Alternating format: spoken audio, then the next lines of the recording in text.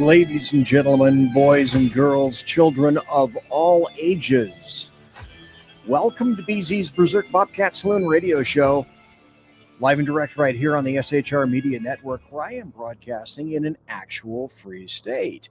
I am what I call your conservative Sherpa. That happens to be this individual, where I usually and customarily guide you through the maelstrom of Democrat, leftist, and globalist lies, chaos, deceit, and betrayal. But that's not, again, what we're doing tonight. As per normal, though, what I want to tell you is what you're about to watch and hear on the show consists of my opinion, and my opinion only, and those of my guests. So, with that, I want to bring in Alan Thomas, and essentially what we're going to be doing is just a lot of free-form radio tonight. And one of the reasons we're doing that is because, well, this is Alan's last day here. And this is the last night here. And I wanted just to have it. We thought that we'd be able to do this last night. And then the internet was not having a great time of it, shall we say. Now, whether or not that involved, the Netflix thing with the two fighters, who knows? Maybe yes, maybe no. But the dealio is that we couldn't get the internet to work, so we had to say salutations and goodbye-bye. I want to say also that it is Saturday night, an uncustomary night for being in the saloon. But as Alan Thomas is leaving on a jet plane very early tomorrow morning, I'm going to have to be getting up at about 3:15 or so and picking up Alan, then taking him to the airport where his flight leaves at 6, but you got to be there an hour earlier. And so at least Alan will get home by about 11:45, maybe noon tomorrow, instead of getting here really, really late like he did flying in to North Idaho. So he'll have a lot more. And Alan Thomas, you have electricity. Oh, man. Yes, we do. Now, you have not regaled. And like I say, folks, this could go anywhere. We could be talking about Bigfoot. We could be talking about UFOs. There's tons of stuff to talk about and all that stuff. But it's just free-form radio, flow of consciousness. Whatever we're going to be talking about, we're going to be talking about. When we're done talking about it, we'll stop the show. Now, whether that's an hour or an hour and a half, who knows? But thanks to everybody who is already here, though it is an uncustom day for everyone to be listening and watching. In any event, Alan Thomas, you have a tale. Well, there's a tale of PG&E, and then you have a tale. PG&E, Pacific Gas and Electric in California, always spell it with a K. That's a lovely electric utility. They provide gas and electricity through a big chunk of the state of California, always spell it with a K. And they kind of, Alan Thomas, they kind of did you dirty.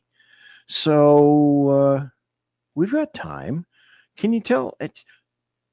I find this, I am shocked. I shouldn't be shocked because I went through a lot of this crap myself when I still had my cabin in the Sierra Nevadas. I was under PG&E. Held hostage by PG&E, and so Alan Thomas, so tell people when you hear his tale, when he's finished telling his tale, you'll say to yourself, what the hell, Alan? Well, it all started out real innocent. the power was blinking off and on in the house. And I'm an investigator with all kinds of camera equipment. And I ran around with a thermal camera. And I found a hot spot right at the breaker box. And it was real hot. So got an electrician, found out that we couldn't turn the power. They turned it off and couldn't have the power because it would cause a fire within a few minutes. It lucked out that I caught it with the thermal camera. Otherwise, we wouldn't even have a house, really. Who has thermal cameras in their house other than you? Yeah. And if someone didn't, they would have had a house fire. Yeah. Only it was an easy little fix. It was just the wire that runs from the box to the top of the house. That's it. But after the electrician came, they're like, well, you need a permit. So the city had to get a permit before he could fix it. And that took a week and a half for the city to give a permit. Because why shouldn't it? Yeah. Under an emergency with old people and young people and handicapped people. So they give the permit, and then it takes the electrician 3 hours to fix it. And then it's up all with the PG&E then, all up to them. So we've been about a week and a half. 8 weeks later, multiple photos later, phone calls, all kinds of hoops to jump through. 8 weeks. Finally, one guy in a bucket truck, shows up, and within 20 minutes, the power's on and he's gone. I mean, he was there 20 minutes. One guy in a bucket truck. I mean, they made it sound like it was going to be a fleet of trucks coming to fix it. That's what we even, at one point, they made an appointment to show up, and then they said they had an emergency and they couldn't make it.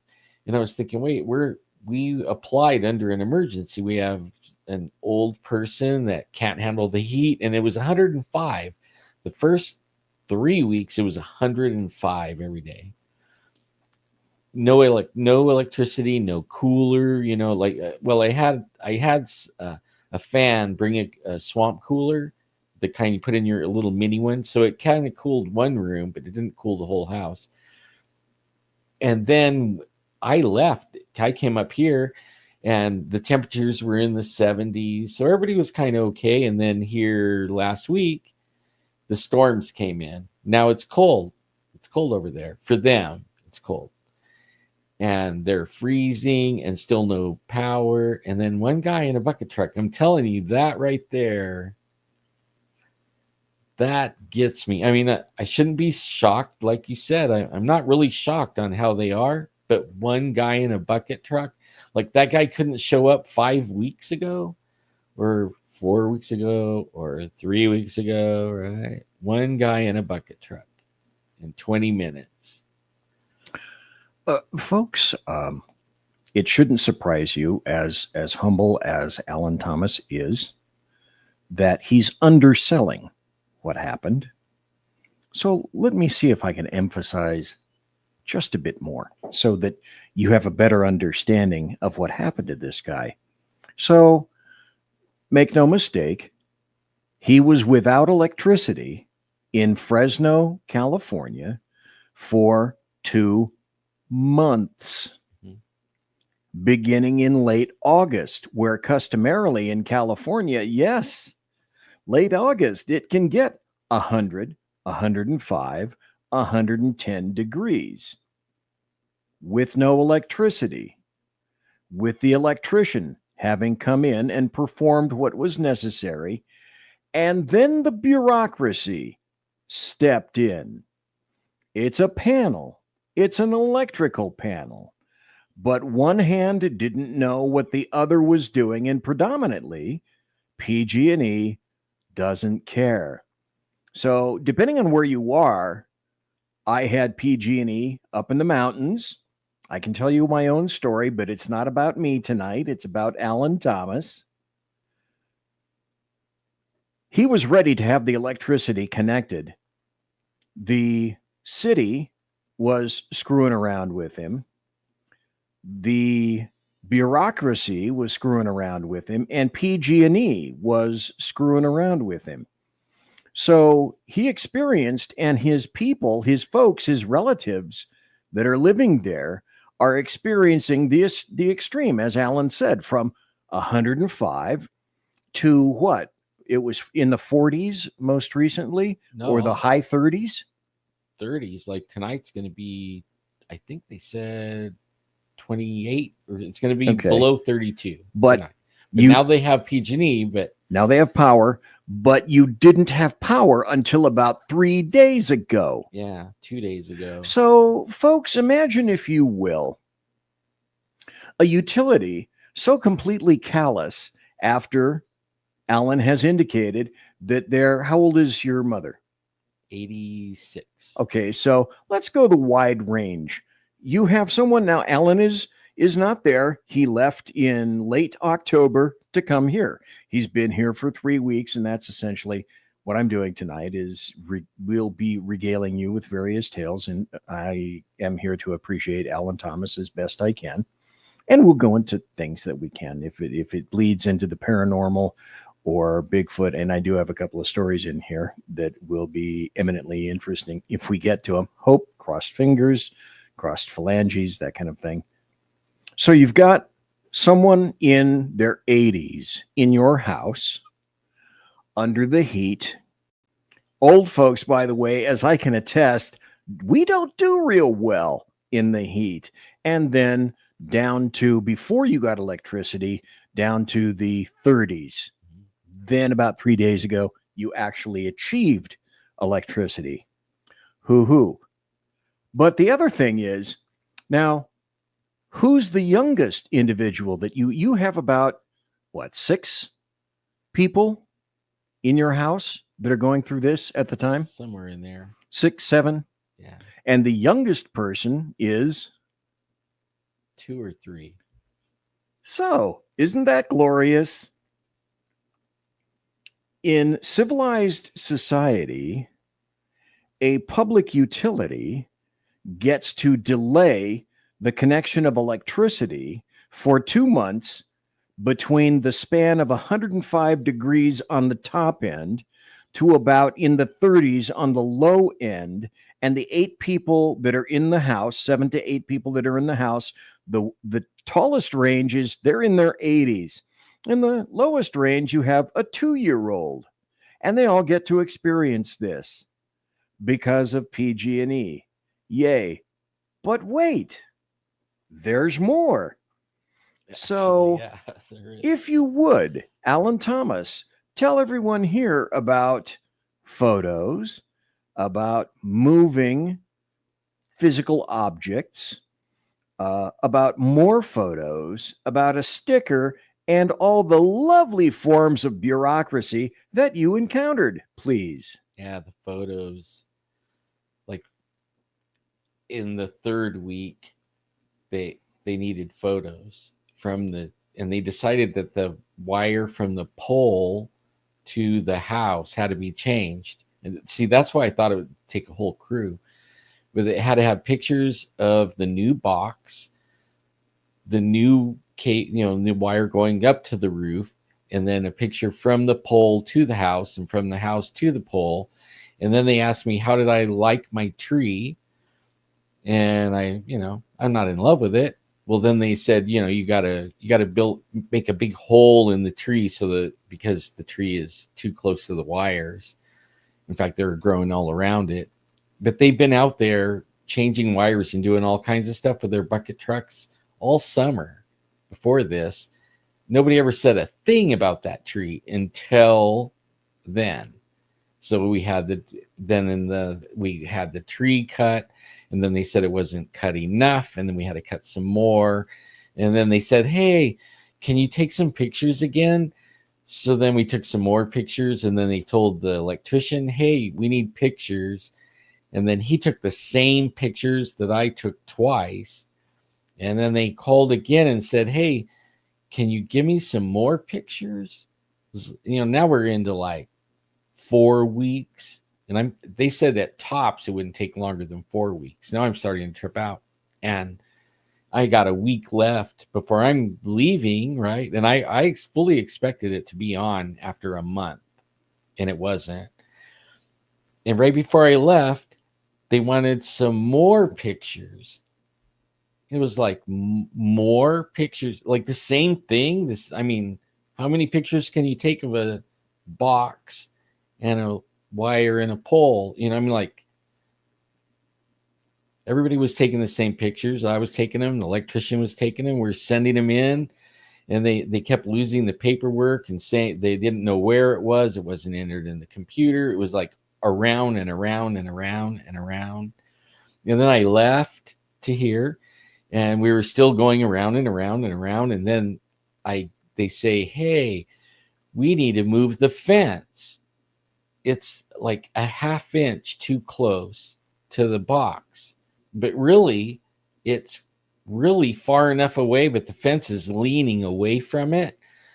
But if you ever fix the fence, it's going to be a ½ inch too close. So you got to either fix the fence and move it a ½ an inch or remove the fence.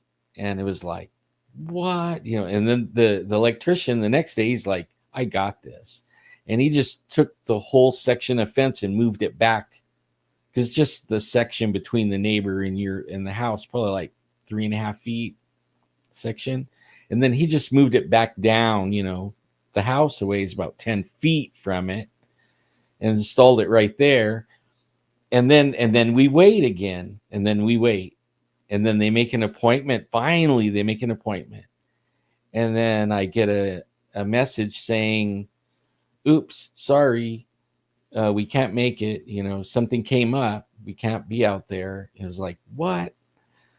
You know, and then it was 2 days later. We had enough, and we started calling like super agencies, you know, seeing what we could do, the state and everything. And then out of the blue, the guy shows up, like no appointment, no anything, shows up and does all the work. In 10 minutes, he's got it done in 10 minutes. Okay, 10 minutes. That blows me away. 10 minutes. One guy in a bucket truck. 10 minutes. Okay. Well, and he hooked up a line, right? Yeah, there he had hooked to it be all up. There Then had he to calls be. my wife out and says, I can't flip the switch. Oh, you'll love You this. have to flip the switch. And so she's about to flip the switch. He goes, wait a minute. Where's the sticker? She goes, what sticker? He's like, there has to be a sticker or a paper or something that says I can turn it on, that it was inspected and that I could turn it on. She's like, what? He starts telling her he's going to come back, right? He's going to make an appointment to come back. And she just started crying. She's like, nope, you're not going anywhere. If I have to tackle you, you're staying here. Nobody's leaving until the power's on. He's like, okay, all right. And he calls the city of Clovis, and they say, oh, yeah, it's all set. You know, go ahead, turn it on. Just like that. And then she pulls the switch. He's like, have a good day. And that was it. 20 minutes, right? 20 minutes. But he almost stalled her. He almost took off again. He almost did. And they weren't having it. Good thing. If I was there, I would have already tackled him. That would have been it right then. Like, you're not going anywhere, you know. I'm going to hold you down, tie you up, and the whole thing until the power's on. But yeah, it's crazy. All the way to the last minute, it was a fight. All the way. And it was only 10. That's what gets me. 2 months to finally get one guy in a bucket truck to do something, 10 minutes of work. Like, what in the world? This guy could have showed up 6 weeks ago. I mean, like, it could have been a long time ago. It was ready in the first week and a half. It was everything was ready to be turned on. I mean, we were prepared for a couple of weeks at the most. That's what they told us. And then, yeah, months. I'd like to remind everybody, this isn't just like hiring or attempting to hire, I don't know, a landscaper to put some pavers in from, say, the street through some grass and then up to your porch, because that'd be nice.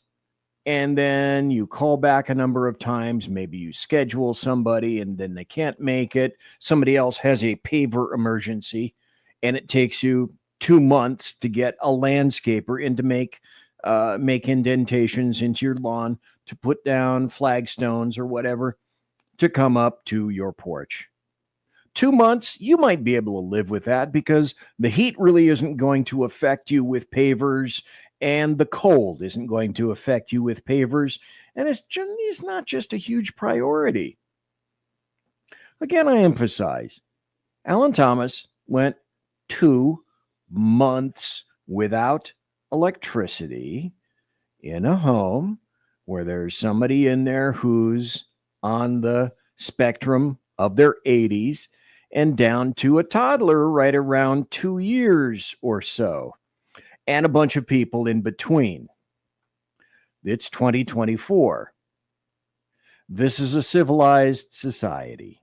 At least we like to call it that, and we like to think that it's a civilized society. And yet, ... and yet. So let me ask you, folks that are listening, we've got some folks in chat, in the Rumble chat, and we also have folks that are in the YouTube chat. Cold Warrior, thanks for being here. Squatch is in the chat as well.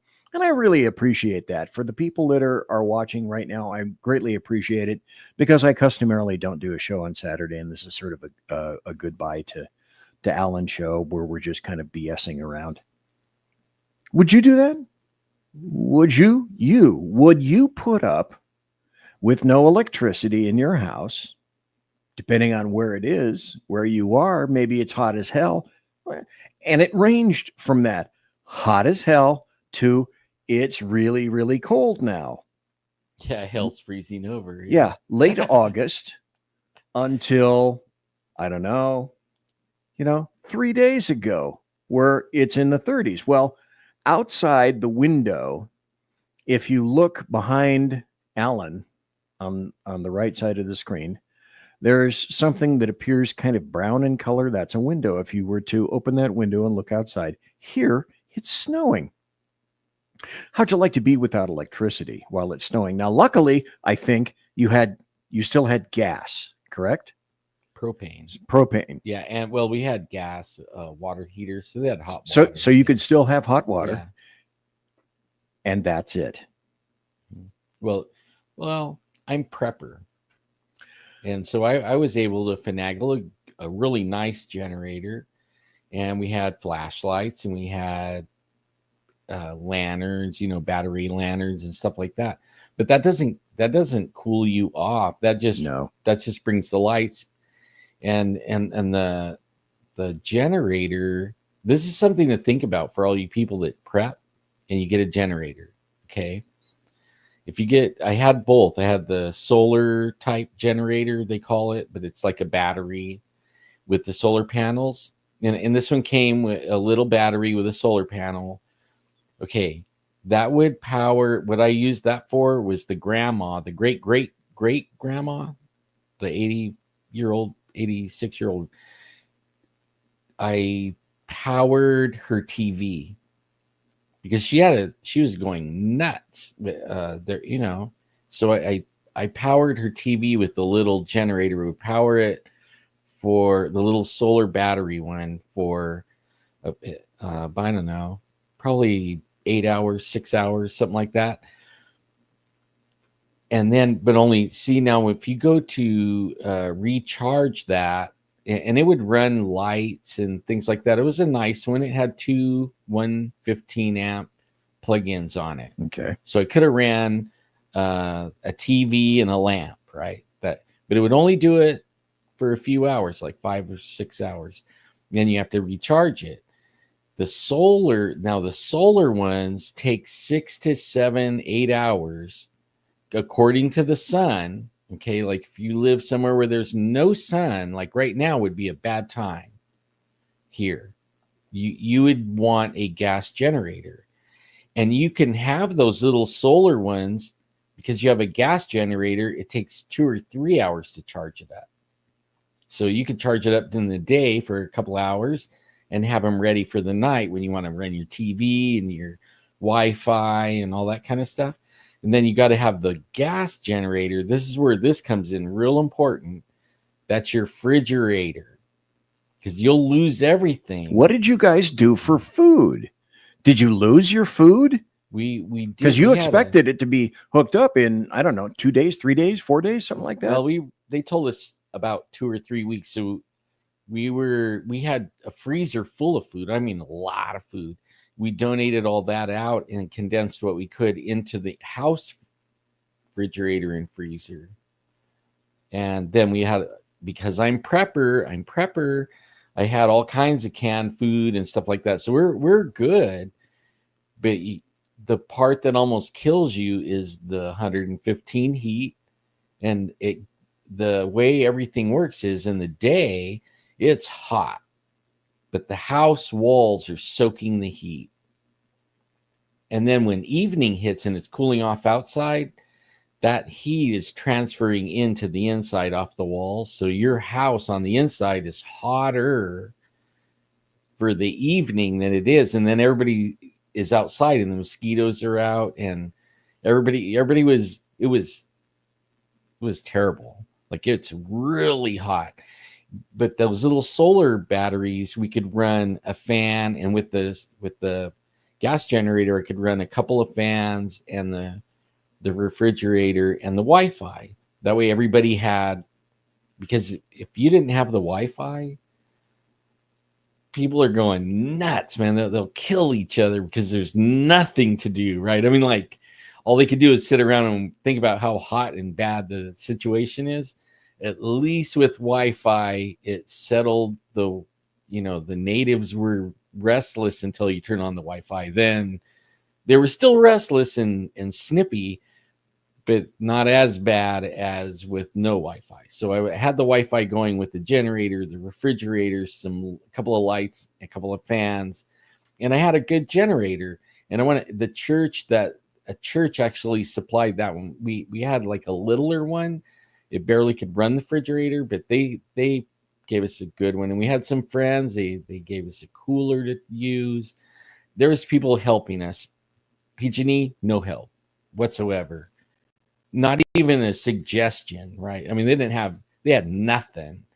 They didn't even, like, it was like, hey, come out here, hey, can you help us? Hey, do you have anything? Like, I bet you they have trucks with big giant generators sitting somewhere, and they could have just brought it over and powered us up just for an emergency. Like, plug it into your, like the electrician told me, if you had one of those, you can just plug it right onto a breaker box and power your whole house, even the air conditioner, if you have a big enough one. And I was thinking, man, I bet they do have one. And you pay them. How long have I been a customer of theirs? Forever. Decades. Right? You said. You mean they can't, like, loan me a generator for a little while? Like, PG&E doesn't have a heart big enough to loan a I mean, wonder how many other people get soaked by these guys. And you know what else? They raised our rates because we're paying for a fire in California, a huge ass fire that burned like 500 square miles of forest near us because they didn't upgrade their system that we've been paying for forever. And they won't upgrade it. It all goes to their profits, and they weren't fixing their stuff. They're just barely keeping it going, right? And they should have been upgrading it like any other business does. And it finally caused a fire. And then all said and done, oh man, we had a fire. Their fault. And then they raise our rates to pay for that fire that they actually caused because they didn't upgrade the equipment, and the wind came along and knocked everything down and started a big fire. And a huge fire burned up my childhood forest that I grew up in, where I go squatching and all that. I'll never see it that way again. I mean, 565 square miles is burnt, and now we're paying higher rates for that. And so is other places in California, because they did the same thing. Northern California, up where you were at, same thing. The faulty old system failed and then started a fire, and then now everybody's paying for it again. I call it again because we've been paying. We've been paying to have service and have upgrades and all that, right? I mean, that's what we think what they're doing, but they're not. They're keeping the profit. And then when it goes down and it breaks, who's going to pay for it? Not them. That's their business, but they're not paying for it. You're going to pay for it. You always pay for it. And again, let me remind everyone, this is in California, always spell it with a K. And as per normal, because he's a really good guy, Alan Thomas is underselling all of this. Here's what happened. Pacific Gas and Electric, and again, I go back, listen to my original intro. These are my opinions. My show, I get to state them. So what happened is that PG&E pled guilty to 84 counts of manslaughter in the 2018 Camp Fire due to negligence from their under-maintained equipment. So because people complained and then they were sued and then they were criminally prosecuted and then they went bankrupt and then Governor Newsom helped to pull them out of bankruptcy, PG&E decided it was in their best interest to get punitive with people. So up until this time, there was no such thing as a PG&E PSPS. And so a PG&E PSPS, which is what affected me. Oh, shoot, I missed a break. That's okay. Let's move on. A PSPS is a public safety power shutoff, meaning that they de-energize the lines when the wind blows. Okay, time to de-energize the system. Well, when the system gets re-energized, depending on how sensitive all the electrical equipment in your home is, when it gets re-energized, it can pop off and kill a lot of your equipment. Well, let's go back, BZ. I'll summarize this as rapidly as I can. I lost every light bulb in my house. I had all my electricity pulled. I wasn't living there a lot at the time because we were in the process of attempting to move, thank God. Every light bulb was blown. My oven was blown. My microwave was blown. My VCR was blown. My TV was blown. And my refrigerator was blown. Silly me thinking that PG&E might consider some restitution. No, that's not going to happen. I was lucky because I was moving and I ended up buying new equipment. But for the people that came in after me, they got none of those things in that house. PG&E didn't give a rat's ass. And then they went punitive. Then they went to the PSPS. Then they went to rate increases. It's 2024. This is a civilized society. But it's California. Now, I've left. I'm in North Idaho, and quite frankly, I couldn't give a crap what happens in California except for my friends. So it's not affecting me any right now, and that's one of the major reasons that I decided to move. But we're allegedly in a civilized society, and this is how a public utility treats its customers and its ratepayers. And Alan's not a priority because he's not a commercial enterprise. He's not a business. He's just some schlub who has consistently paid his rates. And then, oh, wait, some of the other best parts that you'll really enjoy. This is the great part. PG&E raised their rates 4 times in 2024. They'll probably do it again. Plus, the extra added bonus of Governor Newsom saying that in the not too terribly distant future, you won't be able to have a gas generator in the state of California. Always spell it with a K. So what will you be left when the electricity goes out? Under an EMP or a wildfire or incompetence or neglect, or they set you into ignore mode, what do you have left? Well, you can use solar, right? A solar generator. They're not that great. Not And unless then- you have a big old huge room full of batteries, Sure. pretty much. And we know what happens with the batteries that we manufacture these days. That's a story for another day. So I just wanted to go into that so that you understand that while Alan Thomas was here, everybody that was back at his house was, as I indicated, basically set to ignore mode. And again, I end in conclusion for me, and then Alan can conclude it any way he wishes. In conclusion, this is 2024. And I ask you, everyone watching and listening, or listening later in podcast, how long would you put up with no electricity? 2 days? 4 days? A week? How'd you like to be out of electricity for a week? And it's not a critical incident. You haven't been blown to hell from a hurricane. You are not subject to a wildfire. You just want to replace items that are in your breaker box and the electrical box where all the connects come in. Would you wait a week and a half? How about 2 weeks? Would you be tolerant enough to be without electricity for 2 weeks? 3 weeks? 4 weeks? That's a month. Now double that. 8 weeks. How would you feel about whatever electric utility you take your power from? Would you be a little upset? And let's say that you had people in your home in their 80s, down to toddlers, 2 years old, and all points in between. How tolerant would you be of your utility, your electric provider?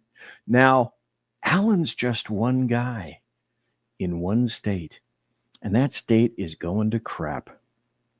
Now, imagine if on a large scale, PG&E happened to be truly challenged by some kind of a systemic fault or a hacking event, or God forbid, an EMP. All of that is gone because PG&E, the murdering PG&E, the manslaughtering PG&E, they can't find the wherewithal to serve one customer and reconnect and re-energize electricity for one person. Oh, we'll get around to it when we get around to it.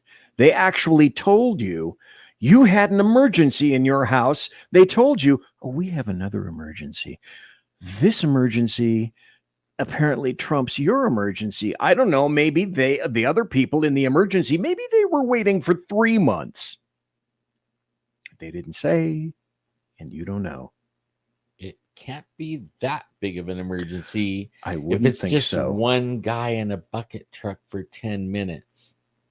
Now, if it was what they were painting in my, painting the picture of multiple employees in a big truck and a roll of wire and all this hours to fix it, now I'm a little more lenient, like, wow, okay. But I was led to believe it was bigger. And then when it finally happened, it was 10 minutes, one guy in a bucket truck. Like, really? Truly, just one guy in a bucket truck? You couldn't spare out of the thousands of employees you have all up and down the state? You can't spare one guy 10 minutes in a bucket truck? That's how long it took. I mean, really, for 8 weeks, you wait on one guy in a bucket truck. Like, that's all it took. And in conclusion, folks, Alan Thomas, would you tell everyone what one of your family members told you that the guy with the truck told them? When he came up, he said, "Oh, I'm not that busy." Yeah, I forgot. Yeah. He did say that. He was He kind of could have been tripping there. because he could have been there like way a long time ago. But because he didn't have the paperwork, that's what he was waiting for. If he would have had the paperwork, he could have turned it on weeks ago. That's what he said. He was like, "Oh my God, you guys have been out here all this long." What? I forgot about that. Yeah. My mind is still blown. I get stuck on the 10 minutes with one guy in the bucket truck. For me, that right there floors me. Like, who runs a business like that? Just remember, you guys, just remember, You couldn't. everywhere there's only one power company. Like right now, if you don't like your cell phone service, you could go get a different cell phone company. You don't like your groceries, you could go to a different grocery store. I mean, like, you don't like your cable company, you could get Wi-Fi. I mean, there's millions of ways to get stuff, but not in the power company. They're the only game in town, and whatever they say, you got to do. And you can go kicking, screaming for 2 months, and it won't get you anywhere. Absolutely anywhere. And a public utility is generally what? They're essentially a member of government. And as we all know, the government had such a fine showing via FEMA in the not too terribly distant past because of Hurricane Helena and Hurricane Milton. Do you know, I felt bad actually talking about my situation when I have family and friends over there where FEMA was turning help that regular people were bringing, generators and stuff like that, because FEMA wasn't giving them or doing anything. So regular people are stepping up, church people, good people. And FEMA was stopping them and using law enforcement and stopping them before they get there. And these people are no food, no power, no anything. And they were stopping the people. And I hear they're still fighting over there over that. FEMA still is not helping. They have them all stalled. And there are at least 1,000 people or more that are missing that probably you'll never find them again.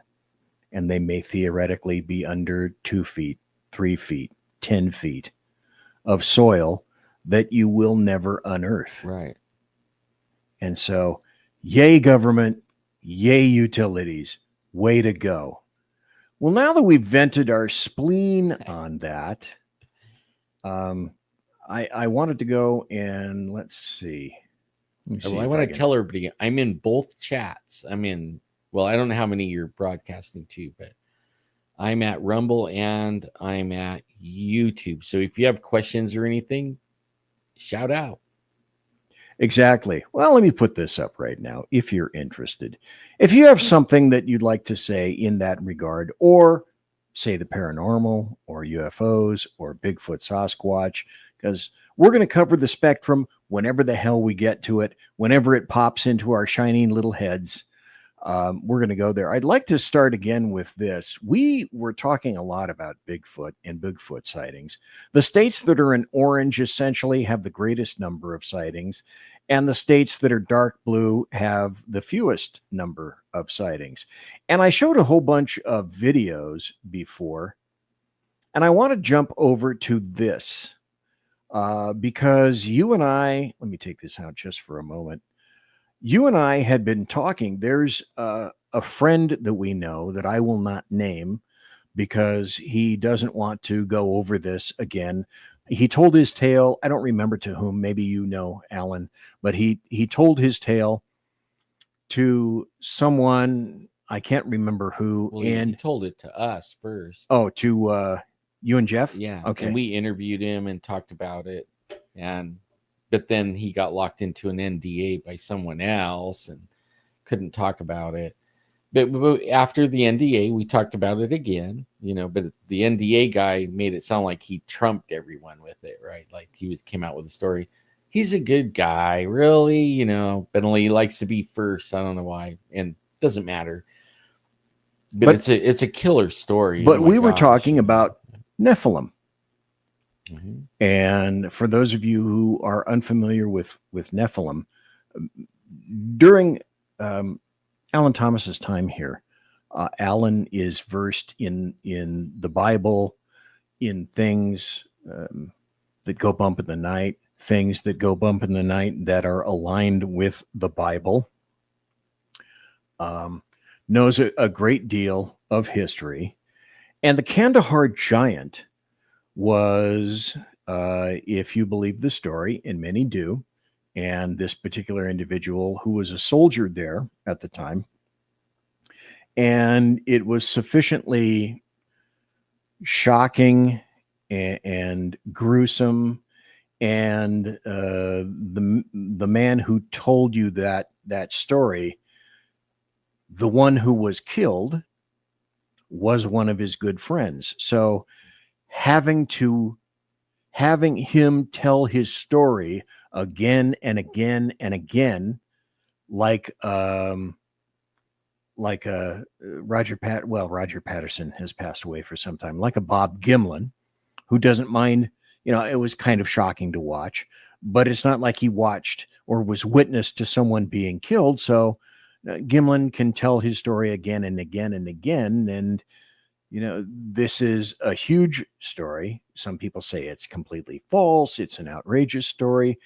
But whatever it is that you believe, his point was, I saw this. I was witness to it. I don't want to have to relive this again and again and you again. You got to think about the first part of the story of the best, like what everybody thinks is the best part of it, and you have to talk about it because it's the main part, is your buddy getting skewered by a pole and this giant running off with him on the end of that pole, shaking him, and then coming after you with the same pole with your buddy on it and trying to stab you with it with your buddy hanging off the pole. That's what he had to relive. Like, who wants to relive that? I totally get it. I wouldn't want to either. So if you would, anyway, I'm showing the graphic here of what occurred. And this was, I don't remember the details, the 2000s when this happened, or the mid to late 90s when he was with a group of soldiers. In any event, the story is back here. That's called the Kandahar giant, 13 feet tall, and was killed by Spec Ops troops, one of whom was the gentleman who spoke to you about the story. So 2 things, Alan Thomas, if I could, can you let people know what, say, a Nephilim is, what that comes from? And then can you go into sort of a general overview of what it is that soldier told you guys when you spoke to him? You guys spoke to him on the phone, right? You didn't have video or anything? Right. Okay. So what is Nephilim? Like a Nephilim is an offspring of a fallen angel and a human. And they're giant. And somehow these giants lived through the flood part. Somehow. And they're still alive today. There's still some. I think Bigfoot is that. Part or all Nephilim? All. And what gets me is, see, when they describe these things, they're describing the same thing, only this one's hairless, right? Still really big, still doing major feats, like when you're shooting at it, it heals. Okay, you have to shoot it in the head. Same thing with Bigfoot. That people shoot at them, very rarely do they die. Every once in a while there's a story of it, but even though there's a story of it, nobody produces a body, right? But only if it gets shot in the head, then that's it. And that's what it took to kill that. But that's not the only one. That's not the only story of one. I've had people come to me with other military, and they know there's like a couple of those over there that they've killed, 2 or 3 over there. So Big old Nephilim, things. Nephilim are, because I am a I am a crappy reader of the Bible. I know very little Bible history, and I know you are much more schooled in that than I am. Nephilim are the descendants of angels on earth. Right. They're offspring Offspring. Offspring of human women, but their dad is fallen angels. Like they're angels from heaven, but they're rebelling angels. So they're angels. There's no difference. The angels are angels, right? Some of them rebelled, and I don't understand the big rebellion and why. I don't know why. I kind of get it,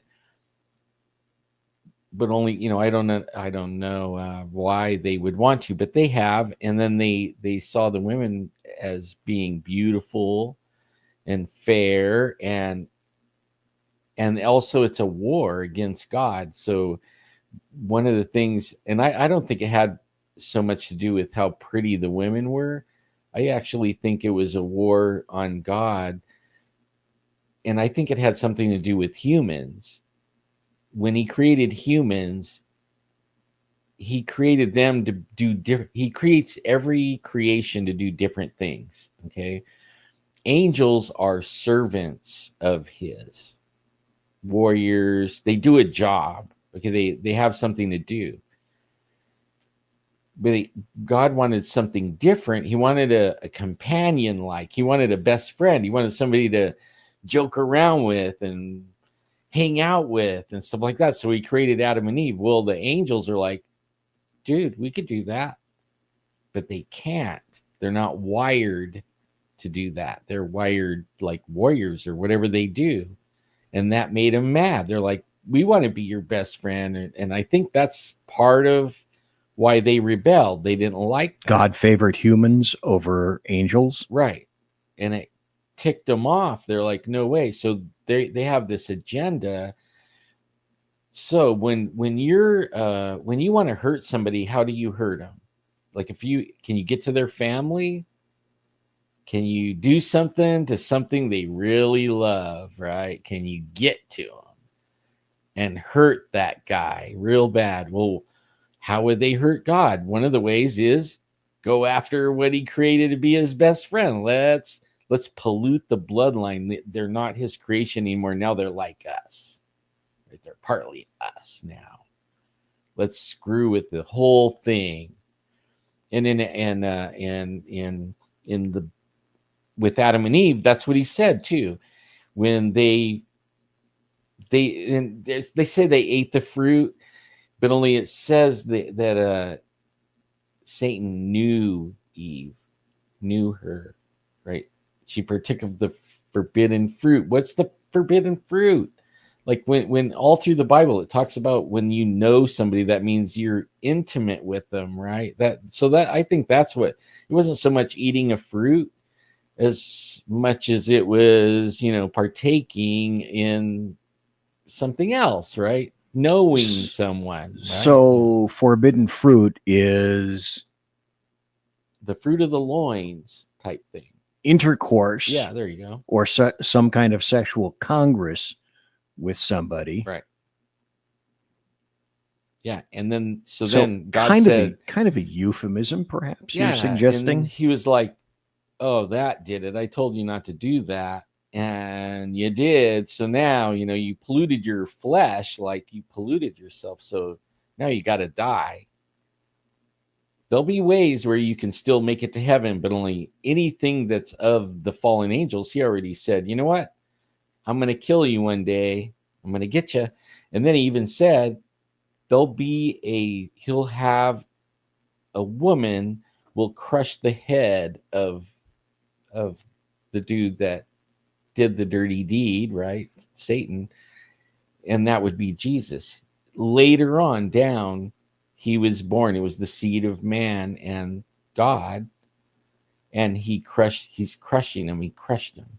So that, like, this battle's been going on all this time. And these these guys right here, they're out to eat and kill and maim. And there's not only live ones like that running around, there's disembodied ones running around by the millions, maybe the billions.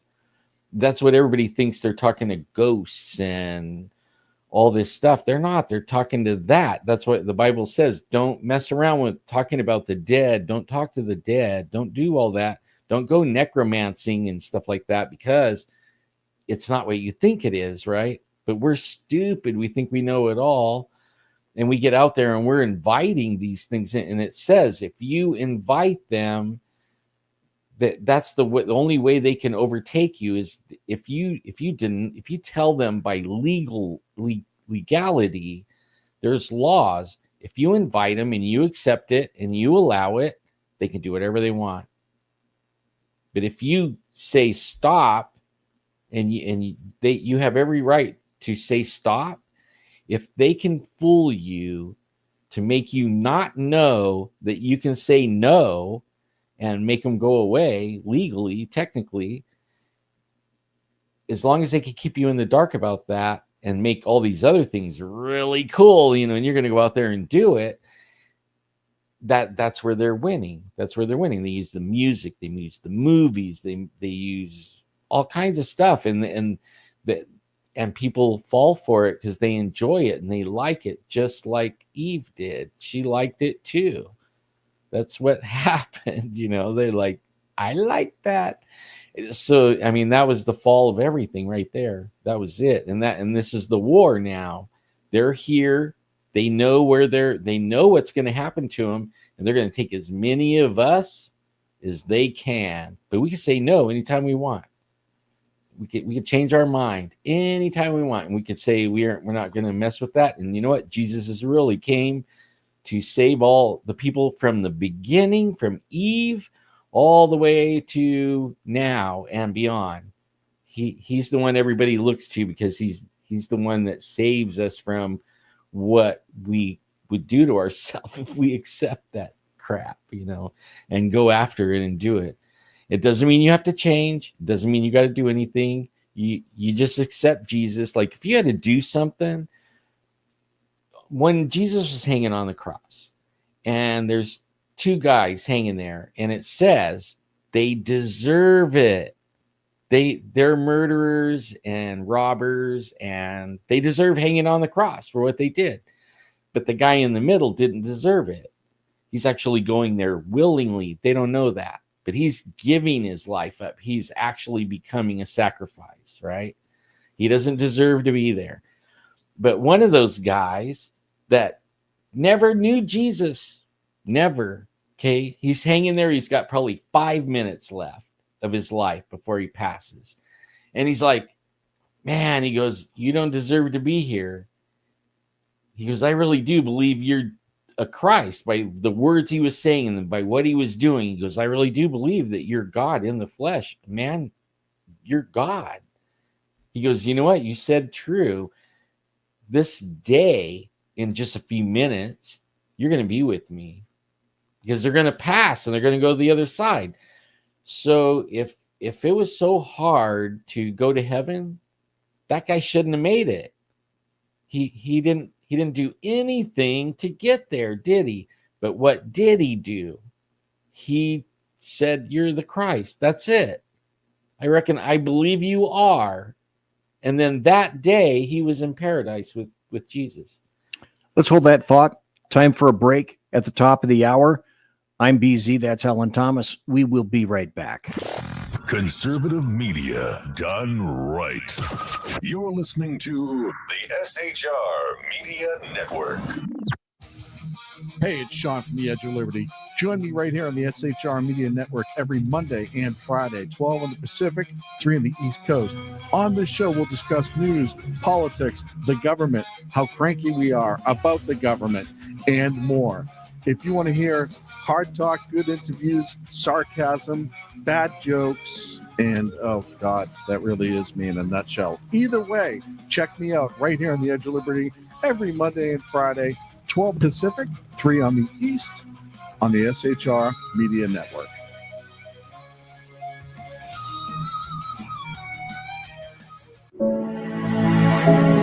Freedom.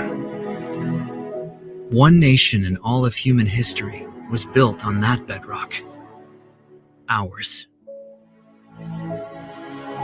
A republic of the people, by the people, and for the people. Self-government requires freedom, just as freedom requires an individual willingness to self-govern. Freedom has made America exceptional, but it can only last as long as you and I seek the good, as expressed by the laws of nature and nature's God. It can only last if you and I choose to act as people of character. Forging character has been the pursuit of Hillsdale College since 1844.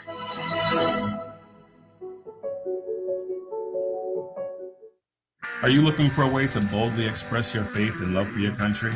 Then check out Seven Armors, the premier apparel company for patriotic men of God, where faith meets freedom in style.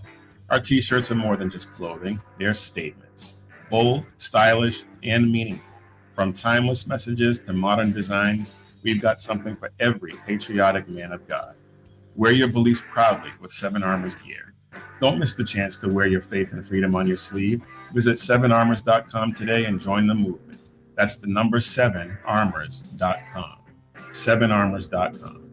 Faithful, vigilant, steadfast, passion. You're listening to the SHR Media Network. Ladies and gentlemen, boys and girls, children of all ages, thank you for being here tonight. I greatly appreciate it. This is sort of my farewell to Alan Thomas. It's not like I'm not going to see him again. It's just that it's really cool to have somebody in the studio instead of over a telephone or on video. I don't do telephones anymore, and that's kind of how I started on Spreaker, doing just audio, just phones, that kind of thing. So I will come back to this, but I just want to touch over this. Today marks 5 months since our valiant little rescue dog named Angus Cormac passed on Father's Day 5 months ago. And it seems like yesterday, and it seems like such a long time. June 16th of this year. He was 13 when he passed. We rescued him at the age of 10. And we only had him for 3 years, but he got us through a really difficult move from California, always spell it with a K, to North Idaho. He accompanied us on a bunch of our moving trips. He gave us unwavering love and companionship through each day of those 3 too short years. I think of him every day and how he really was the epitome of kindness and grace and maturity. And he was kind of the best boy that any dog dad or dog mom could want. Now, he was raised by his mom prior alone in a household where we think he seldom got to encounter the outdoors. And his first dog mom passed away following a vehicle accident. Her son didn't want him, but we sure did. So in 3 short years, as opposed to the 10 prior years that he had, he got to experience 4 states, a bunch of walks around lakes, on trails, a big backyard with lots of fresh grass. And he also had another brother and sister. And he packed a ton of life into tons of sights, lots of sounds, a wonderful 3 years that we had with him.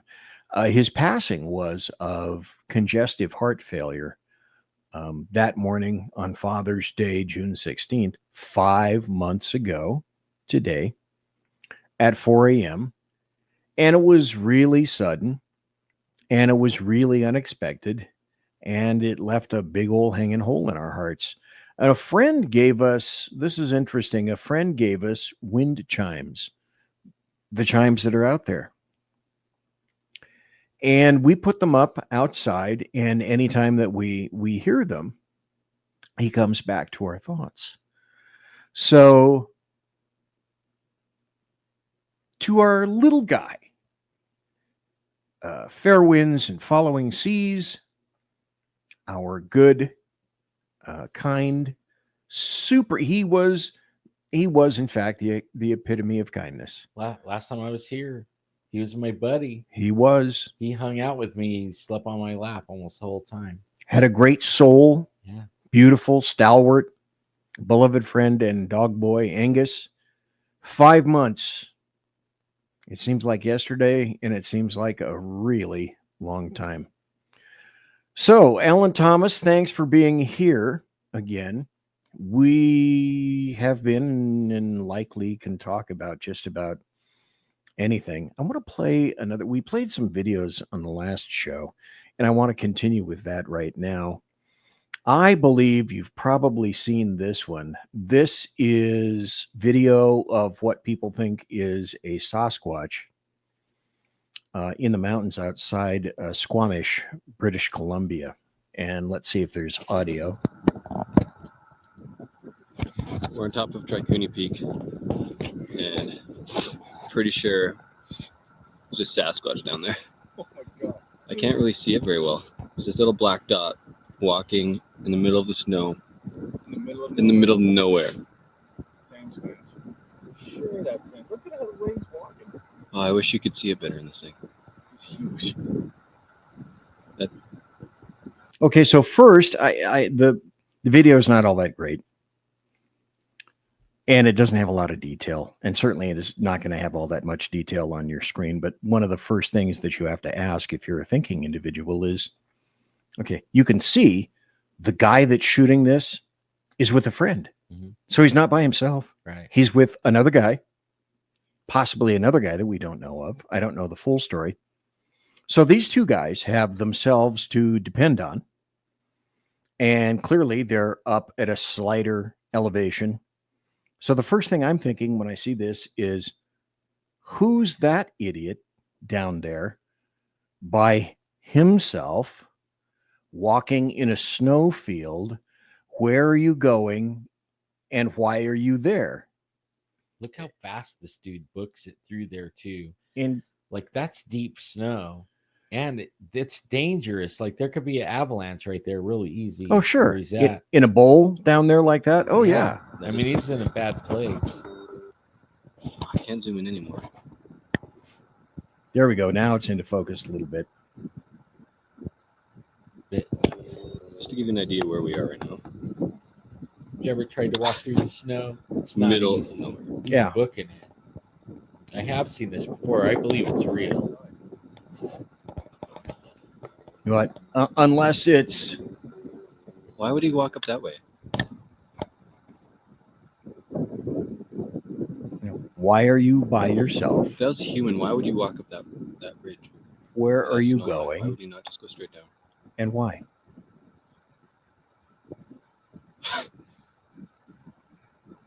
See, I agree with them. Like, what's he doing way Thing we over brought there? beers. We could lure him over here. That's really far from. Yeah, that's bizarre.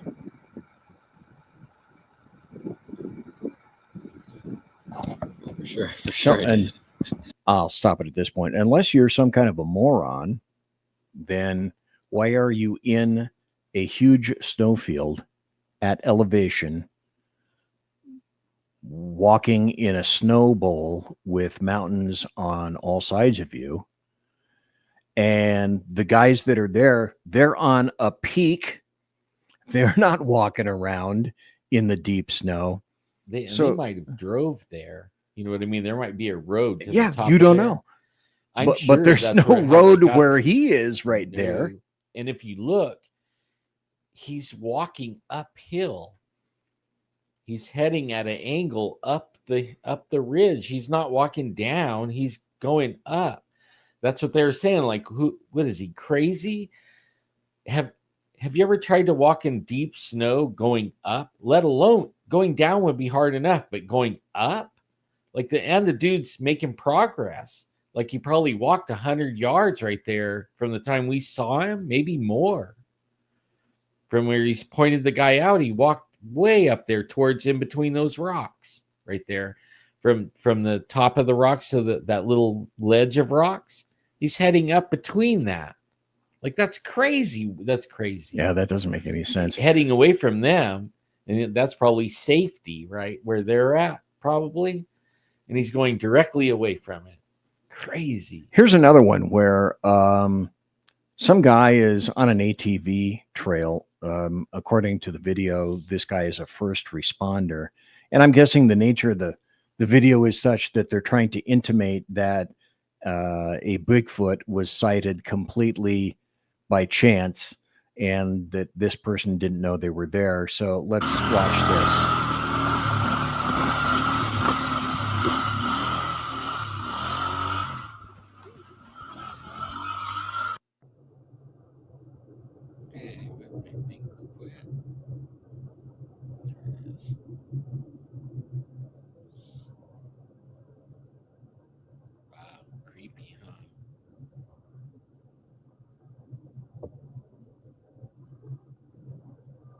Okay, stop. So what is that? We have to ask yourself, what could it be? Is that a bear?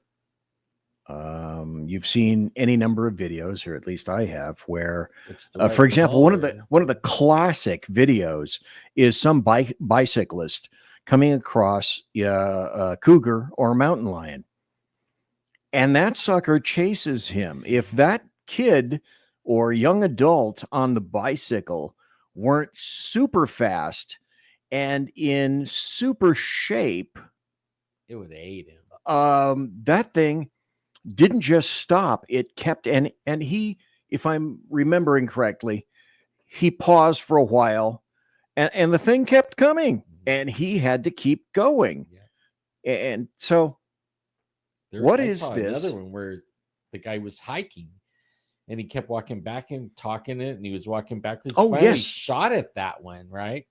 And it's still, even after a couple of shots, it still was after him, the cat. So let's look at this again. Let's go back. And that looks real.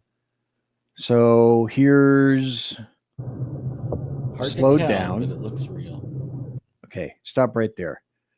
Now, Alan Thomas says, am I kind of in the ballpark to think this is the body?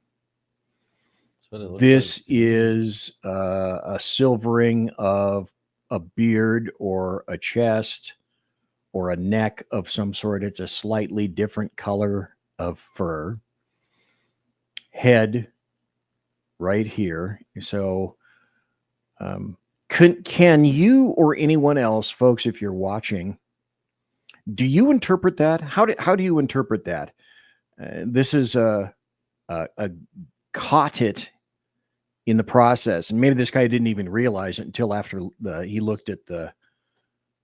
Oh, okay, yeah. If maybe you can show that on the camera and see if people get a closer view of it. Let me take this out and put you up there. So that's a little larger so that you can see it. But in any event, this guy sees this. It's slowed down for us. Still. And oh, did it? Now it looks to me like he's got a GoPro camera or some kind of a similar camera on a helmet, because it appears as though wherever he's looking, the camera is focusing. Yeah. So he didn't see it. It's obviously a trail. Stop right there. Is there a way where you can make an interpretation and say, well, something with a portion of silver, almost like a gorilla, except the ones that I'm thinking of are silverbacks, and that doesn't appear to be a back to me. And that appears, does it not appear to be long hair to you? Looks like it, Alan. And so do you interpret that? I do not interpret that as a bear. It's not a bear. I mean, it might not be what, the Bigfoot, they might have put a monkey suit or something and stuffed it with something, but only that's how they do. And they're the one I saw 2 that were jet black like that. One had longer hair and it had silver tips on it, and then the other one was short hair, like a lab, the black ones. But I don't. So as he Can't passes, say for sure, but that would be really close. Yeah. And so now he has moved away and continuing down the trail. Okay, well, apparently he became aware as he's turning around and looking behind him. Oh, it must be on it. The camera must be on this. Maybe looking to see, okay, was that a bear? Is it following me?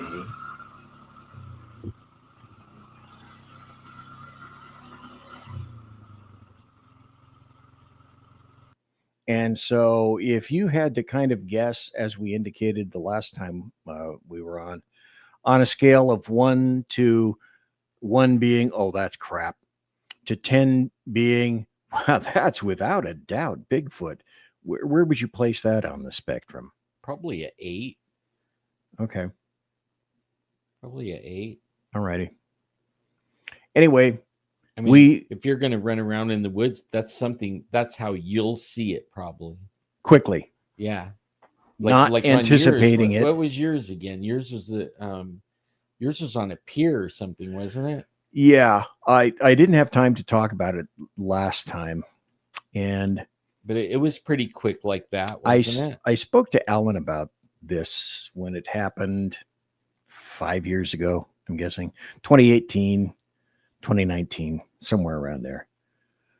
Myself and Mrs. BZ used to go to the coast, and we used to like to rent homes on our vacation, and we would take 1 to 2 vacations a year. We like to go in the latter months when there aren't a lot of people going on vacations, and we would take Highway 20 by Clear Lake in Lake County and go up to Mendocino, and then take 101 to 20 again, and then drive into Fort Bragg. And there were some really nice places to go to in Fort Bragg, rent a motel room or a house or something like that. Well, we had been on vacation and we were coming back, and I was driving my Kraut car at the time.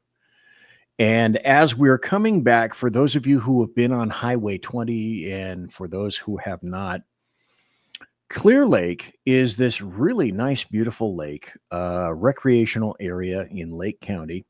Bigfoot hotspot. Highway, I didn't know. It is. Highway 20 is right on the lake. And so you go through a bunch of little lake communities, fishing, obviously super popular, and there are little piers, and people live in homes on one side of 20, and the lake is on the other side of Highway 20. And people have little piers that go out in the lake. They have boats, they go fishing, etc. So I'm driving in the Kraut car going back towards I-5, and I look over to the right very briefly, and I see someone climbing out of the water up a ladder on the side of one of these wooden or Trex piers. And it looks like at first blush, it looks like an individual that's climbing up out of the water. Well, first I'm thinking, okay, that's weird. This time of year, Clear Lake is going to be pretty damn cold, and there isn't a boat there, and there isn't anybody fishing, and I don't see any scuba tanks, and I don't see a mask.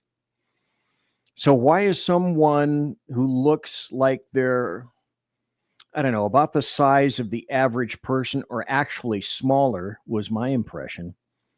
Why are they climbing up a ladder to get to a pier where there's no boat, there's nobody waiting for them? They don't look like they're wearing swimming trunks. I mean, just in that, my mind in that short period of time asks all those questions. And my Mrs. BZ is sitting in the passenger seat. She didn't see it. And I flash all these questions at once, and then the Mark 1 Model 1 BZ brain says, slam on the brakes, turn around, go back and see if it's there. That wasn't a person. So I do. She wonders why she gets slammed to the right side of the car and make a U-turn in the crowd car. And I try to go back and look at the pier.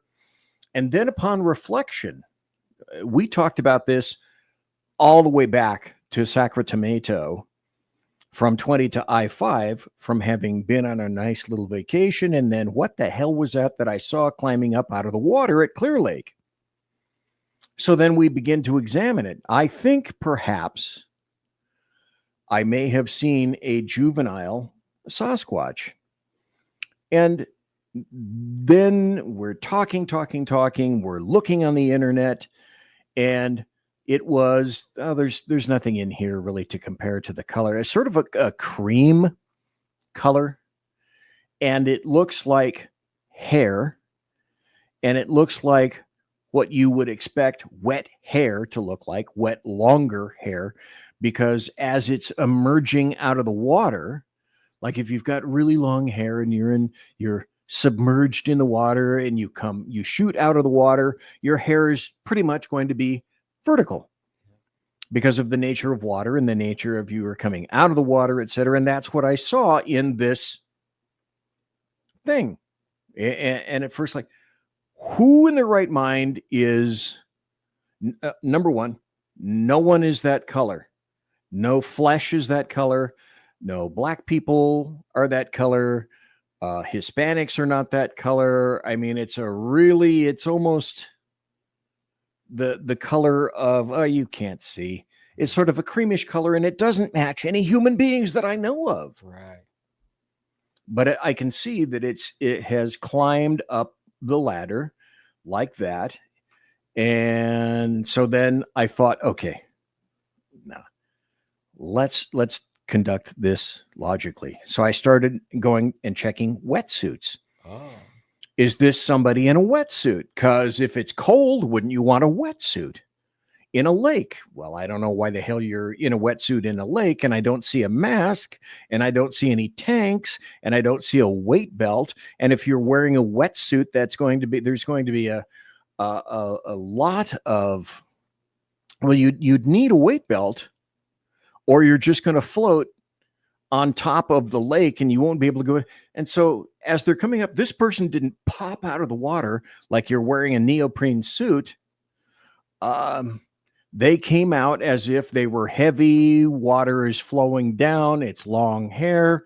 None of this made any sense. And then in addition, there wasn't a cutoff for the neck where you can clearly tell, okay, this is somebody in a wetsuit, and they're not wearing a sort of a hoodie, a neoprene hoodie for that. And I never saw the individual, or what I believe may be a juvenile Sasquatch, turn around to look, so I didn't really see a face. Well, one thing I didn't see is I didn't see anything to indicate that that person or it was wearing a mask. And it was all a uniform color. And to me, in the brief time that I saw it, I'd say maybe I was looking at it for 5, 6, 7 seconds at the most. But because of that's about average, the perception of the eye, as we discussed last time, I spoke to people at a zoo, and the human eye is excellent at perceiving movement. So as I'm driving by this thing, its movement caught my eye for that period of time.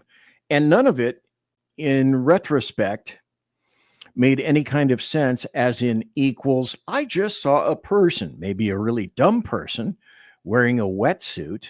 There's one more thing, and that is you have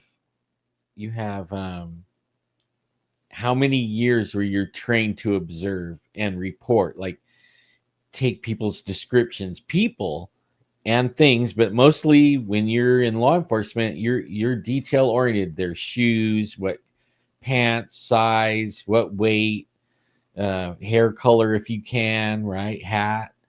I mean, that goes, you have to write a report all the time, and you got to give these details, right? Like that's part of the job, is being observant.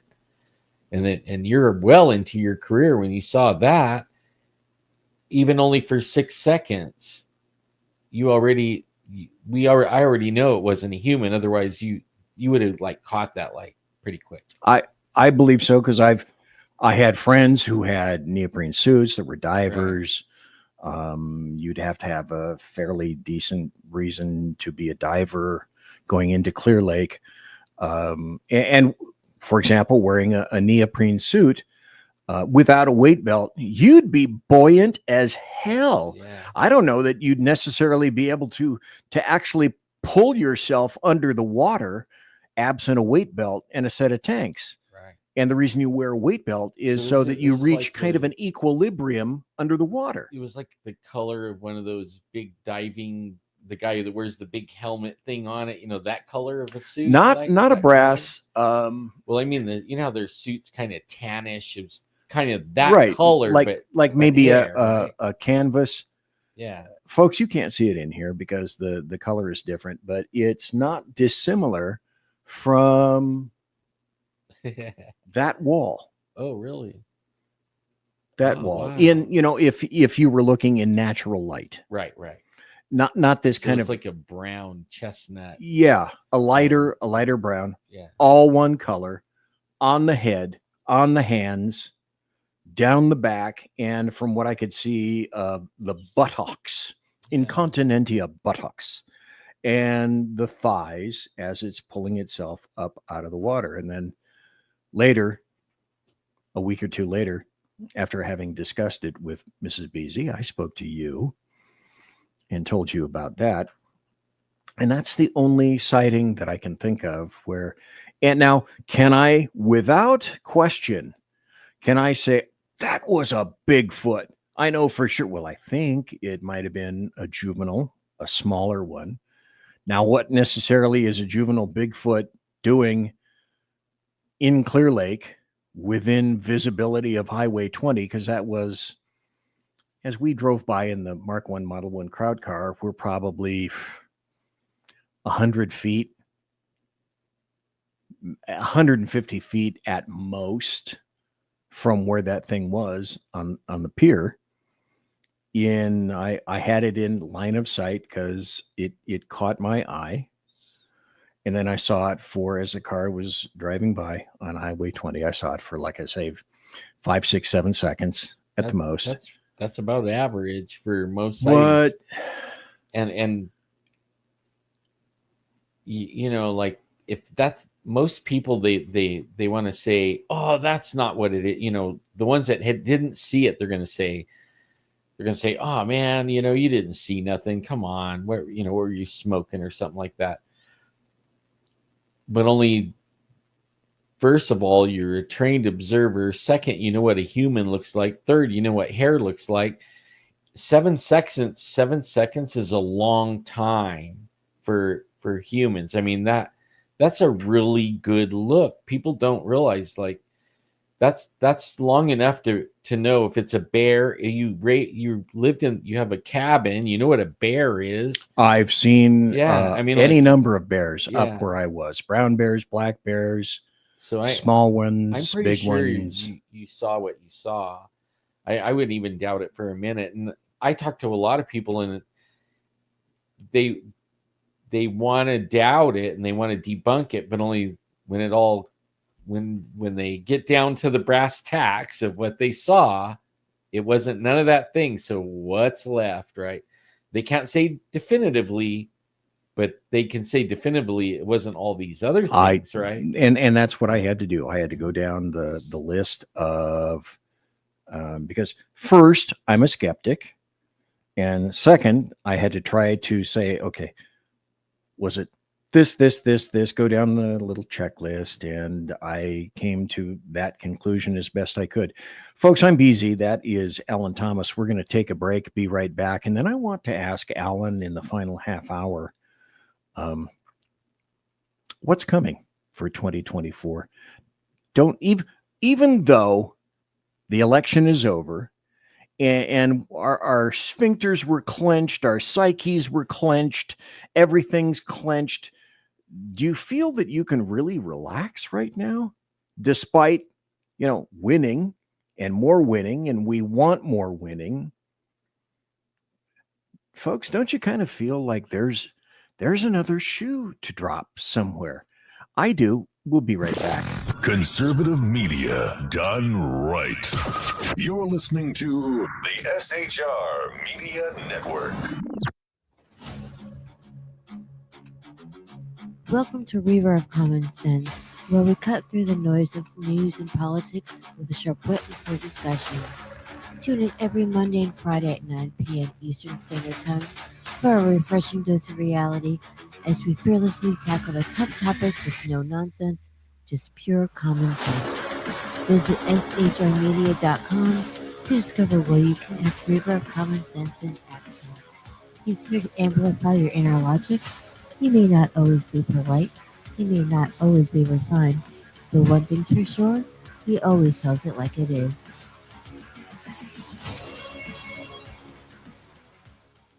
Independence.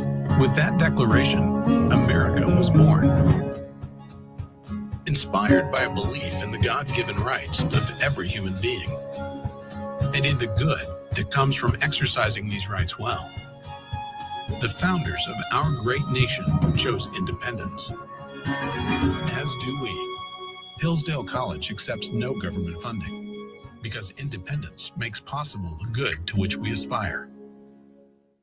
Attention, all patriotic women of faith. Yep, I'm talking to you, sis. Are you looking for high-quality, super soft apparel that reflects your love for country and your devotion to God? Look no further than Carry Girl Gear. Picture this.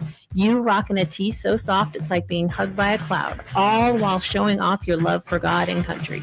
Sounds dreamy, right? Well, welcome to reality, babes, because that's what we're all about here at Carry Girl Gear. We specialize in super soft tees, tanks, and more, designed specifically for the strong, patriotic woman who proudly wants to carry their message of faith and freedom. When you shop with us, you're not just getting a t-shirt. You're joining a community of like-minded women who are proud to wear their beliefs straight on their tees. So whether you're sipping sweet tea on the porch or leading the charge for faith and freedom, do it in a Carry Girl tee. Because life's too short for stiff, boring tees. CarryGirl.com, where faith and freedom meets fashion. You're listening to the SHR Media Network.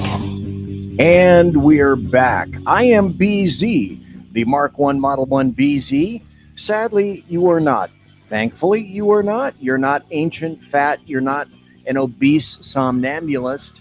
You're not hairy, ancient, et cetera, et cetera, et cetera. Tonight, I have Alan Thomas with me in the saloon.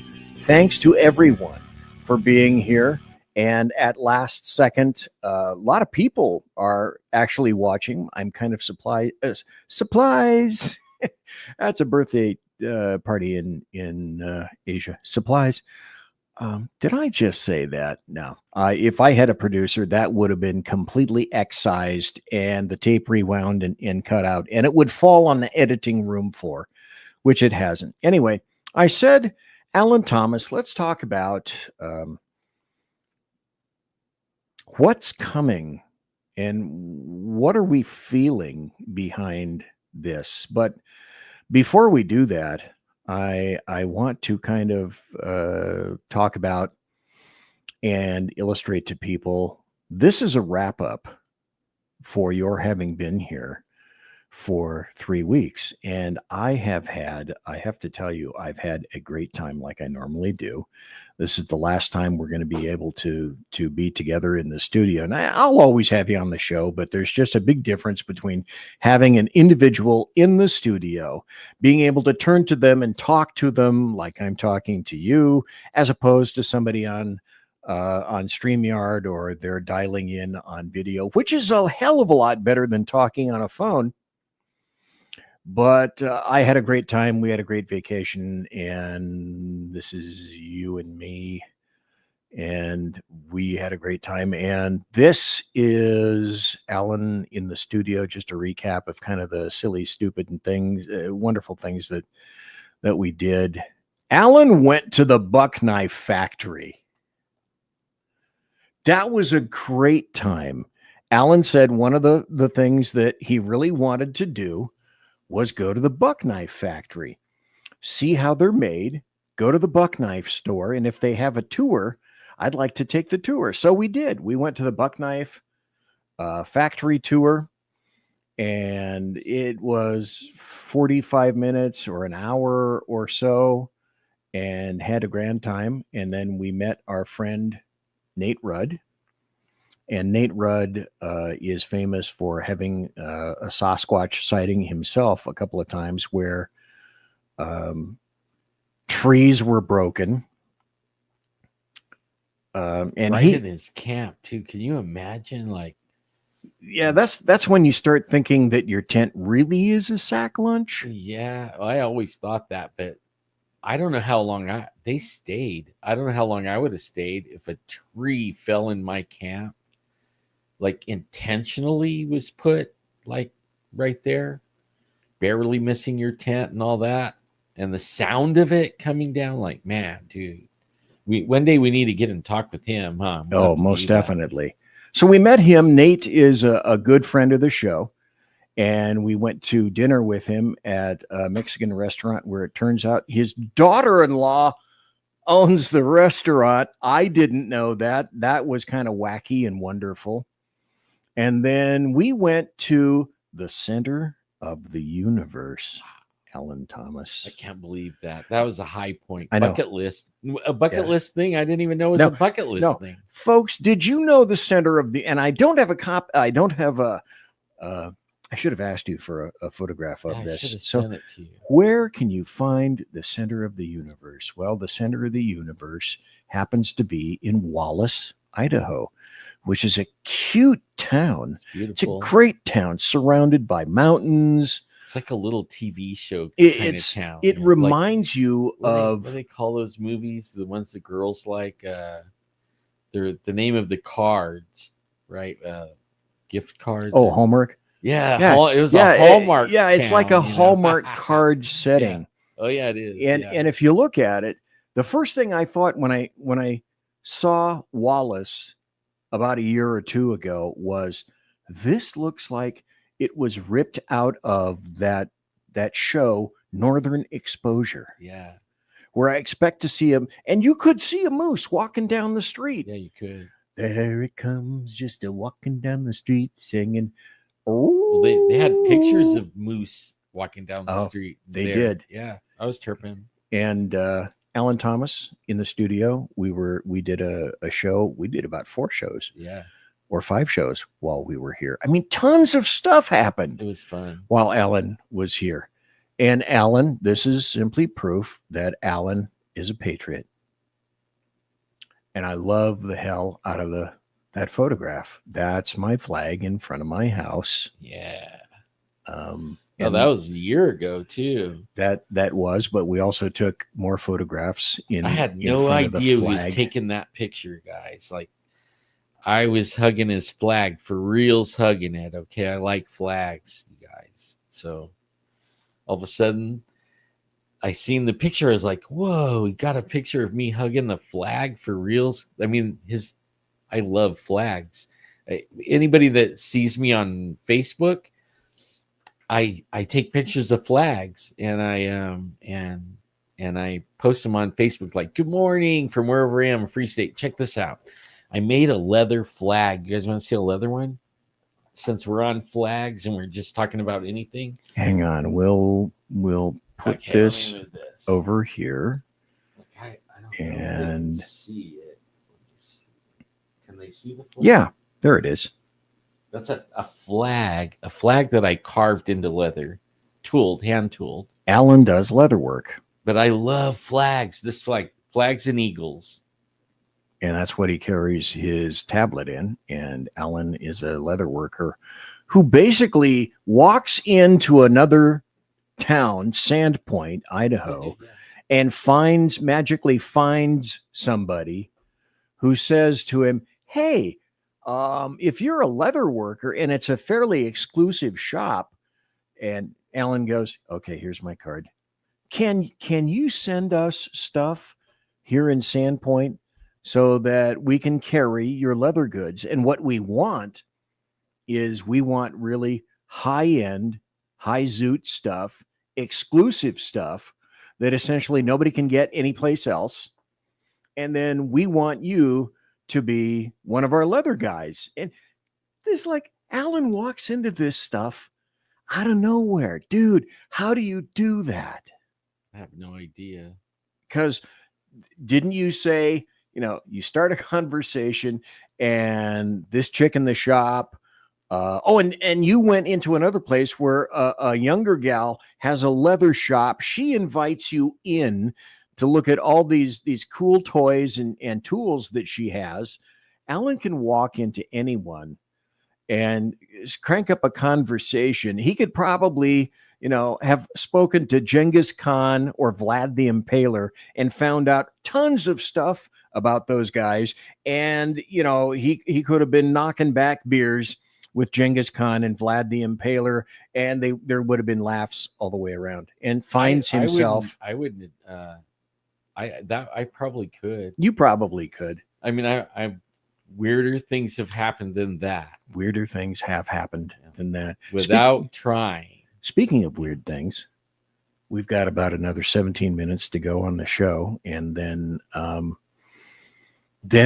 I have to wake up at 3:30 and pick you up at about 3:45 so that we can get you to the airport so you can fly out of here tomorrow morning at 6 and get back. Then you fly back to Las Vegas.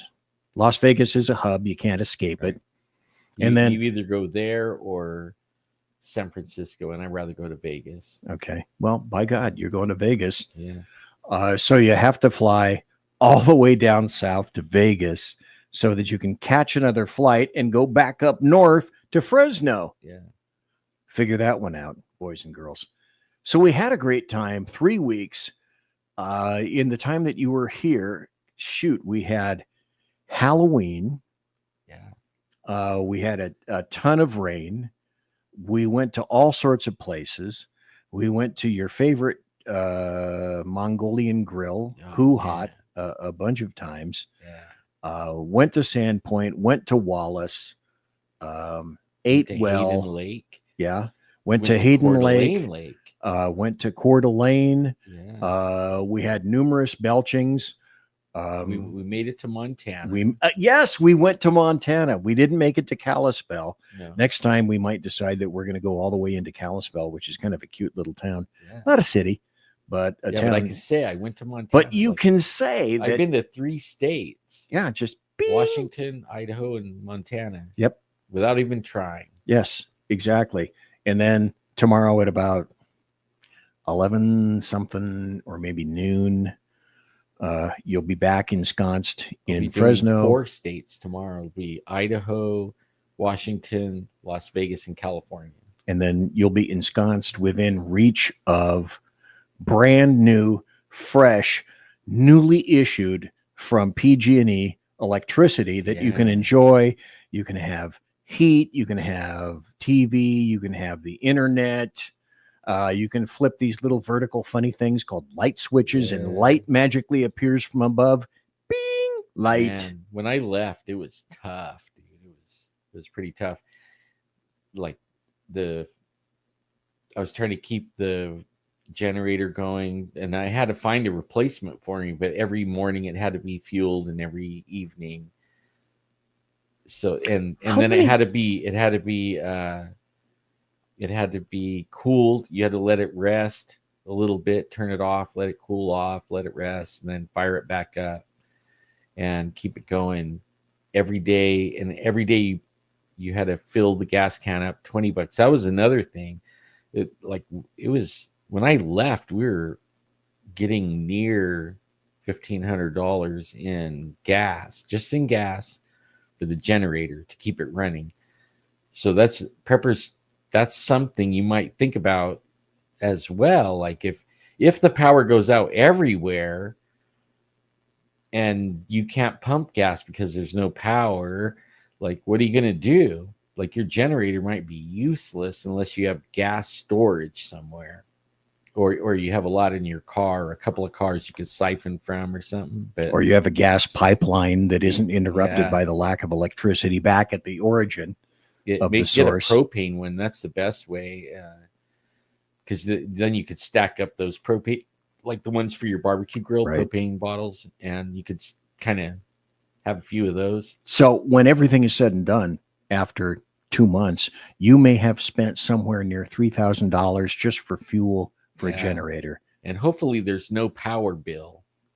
Like there better not be a power bill. That's the next thing. The hammer might drop on that, and I'm going to hammer back. I shouldn't Can have you- to pay for anything. Can you imagine the ultimate insult, folks, after the story that we told, that Alan told at the beginning of the show?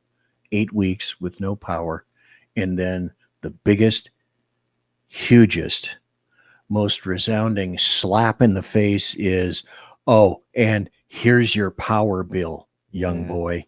And it's when I, before all this was off, it was close to $900 a month for just the power bill. Is $900 a month. It's crazy high, and it's going to go up. They said when I left, they were talking about raising it, and it was probably going to raise before I got my power back on. Right? Like I said, PG&E has raised rates. It was going to be like 45% or something in ridiculous. California 4 times in 1 year in 2024. Now officially we have about 12 minutes to the end of the show, and then I take Alan back and we both try to get some sleep, and then Alan skies back home to resume his life, which is already in progress. Alan Thomas, what's the rest of 2024 going to be like? I said, yay Trump, yay House, yay Senate, probably yay House, but I just something doesn't feel right. Something still doesn't feel right. And I'm not talking about the idiot morons that are screaming to the skies. I couldn't give a fuck what happens to them. They're leftists and they're inconsequential. Kind of fun. I get it a little is. bit of fun out I'm of it, having just copious amounts of Schadenfreude glittered all around. Yeah. But having said that, well, there's actually 2 scenarios. Okay. Something is like one shoe dropped. Things got a little better, but we're not out of it yet. Well, we're not. And okay, if we just go with the scenario that I've been told for 20 years almost from military insider guys that I know and other people that's been in government and stuff like that, we're coming to the golden age or something. But the golden age means no more. The pharmaceutical companies got to go down. The power company that we've been talking about has to go down. The financial system has to go down, and all of it has to come out new. And I know for a fact that the economy is going to crash. I have a friend that has predicted those, and he told me there's a thing he follows, and when it's under the line, when it's cruising under the line, that means everything's fine. But when it goes above the line, inverts and goes up on top and is cruising along the top, we're going to crash. Every single one, he goes back in history when it went up above the line, and then that's when we crashed. Any minute we could crash. Any minute. I don't care what it looks like. I don't care what it looks like. He says we're going to crash. For sure, going to crash. But then when you talk about Trump, he's saying these guys are going to get rid of government. Doge, is that what it is? DOGE? Department of Government Efficiency. Yeah, and then they're talking about getting rid of the IRS and all that. So everything's going to crash. So but it has to get worse before it's going to get better. That's what I hear. And then, okay, that's if everything goes what I've been told. So far, they're pretty dead on. It took longer than I thought, but they're pretty right. But then we're at the end of the time. We're at the end of the time. That might be the shoe that drops that everybody's feeling is there's no time left.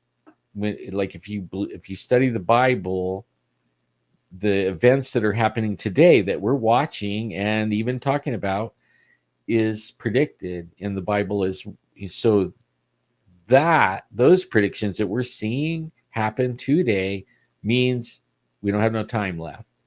So whatever the Bible says is going to happen next, you might want to look it up.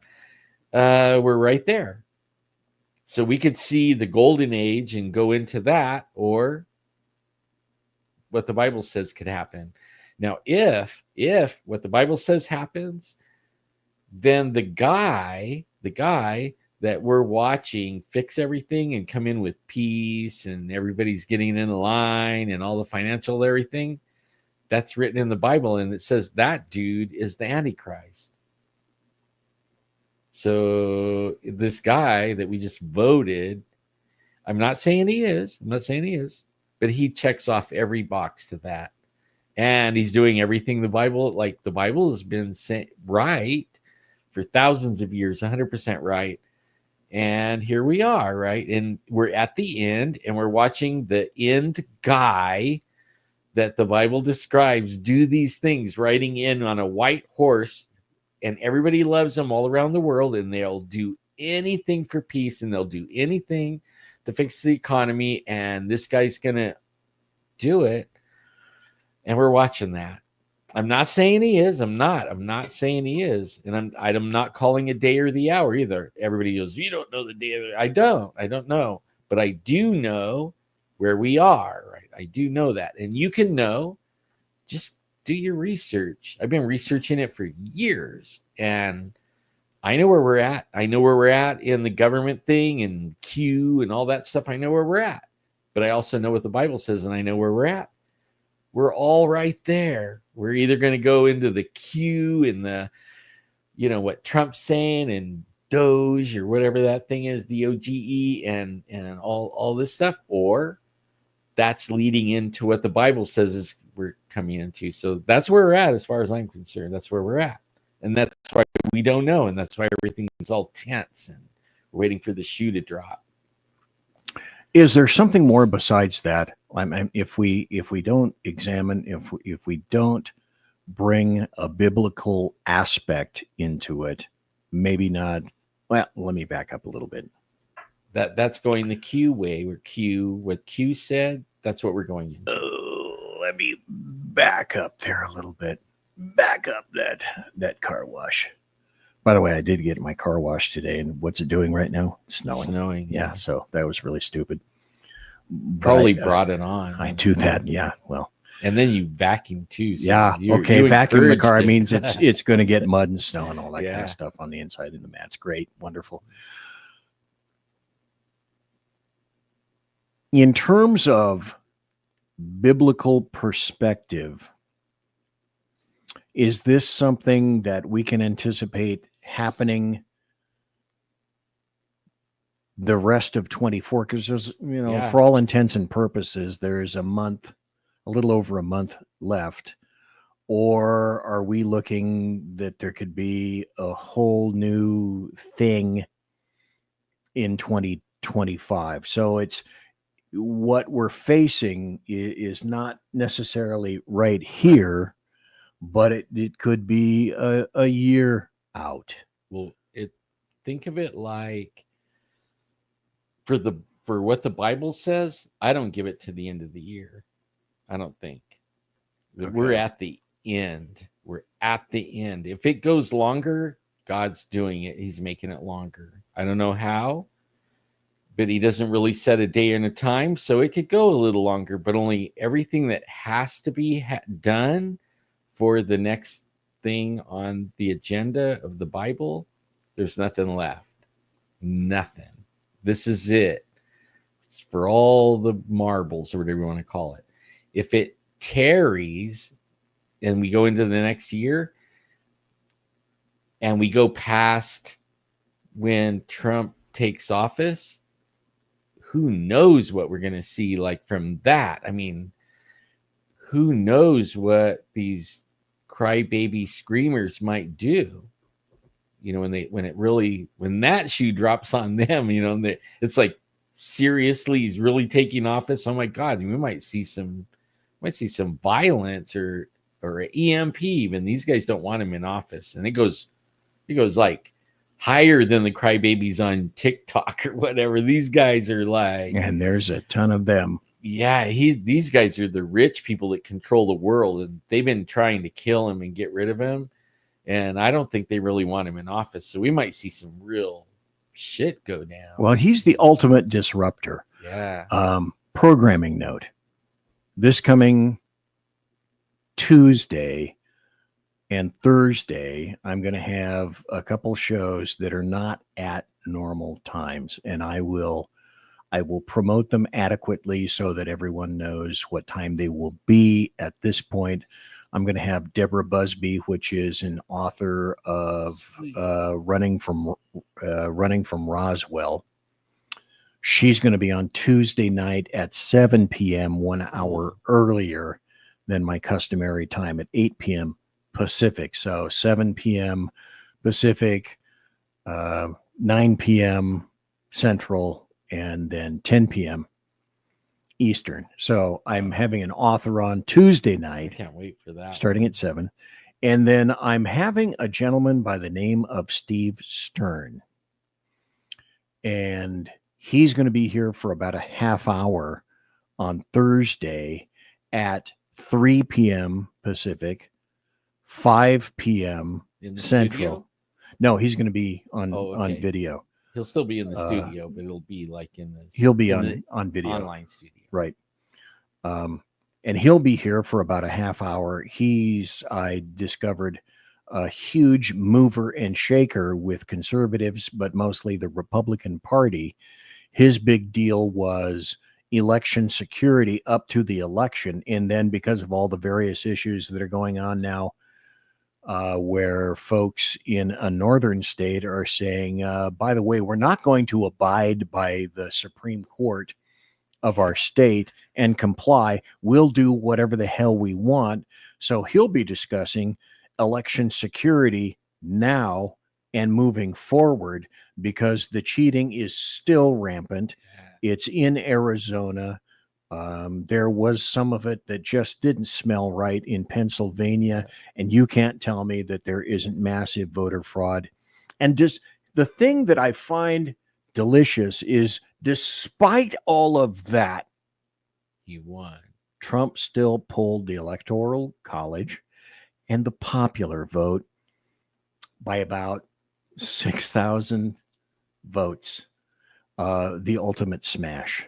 It was bad. You know, I was looking at some numbers. It was this morning, and it was going back and looking at all the presidential elections. And 2020 was weird that there was more voters ever voting in that election. And say like, I think it was 125 million voters average in every election, right? But then in 2020 there was 150 million, right? Yeah. 25 more million. Yeah. But then this year it peaked and then it went back to 125 and then it went back million. Down. Yeah, I saw that. I was like, does that smell like cheating? Okay. Go ahead. Everybody came out and voted for Biden just all of a sudden on a whim. Sure. Like that. Explain that. Yeah. Go ahead. Explain that. Yeah. Anyway, it's time for Tata. Okay. Folks. Bye, guys. That was Alan Thomas. I thank you very, very much for watching tonight on kind of a weird Saturday. Don't think that Alan Thomas is not going to be back, because he will be back a whole bunch of times, because that's what we do here. And in the online studio. Well, yeah. And Alan Thomas is a great friend of the show. And I got to get up early. He's got to get up early. So we're saying this right now.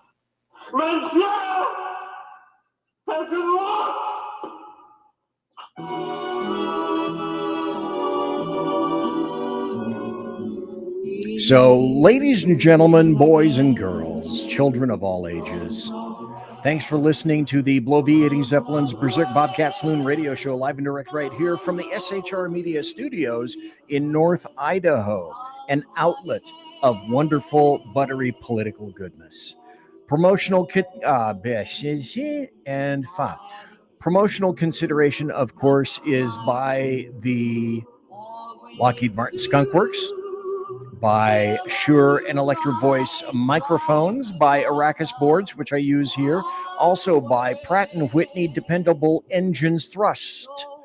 You can trust. And also, thanks to my personal KC-135 Kettle One refueling team, with whom I shall be consorting in less than 10 minutes. Thanks to everybody for being here, watching in podcast, being in the chat room. I forgot to mention my tiaras are by My Little Pony. I appreciate every one of you for being here. Be back next Tuesday night, 7 p.m., next Thursday night, 3 p.m. in the afternoon. Everyone, God bless, take care, be safe. Everybody quiet down now and get some sleep. Good night, everybody. Good night, Mama. Good night, Ben. Good night, everyone. Good night, Mama. Good night, Daddy. Good night, children. Good night, Dad. Good night, Elizabeth. Good night, John Boy. Good night, Jim Bob. Good night, Jim Bob. Good night, Jim Bob. What's going on? I was asleep. What's everybody doing? Good night, Good night, Jim Bob.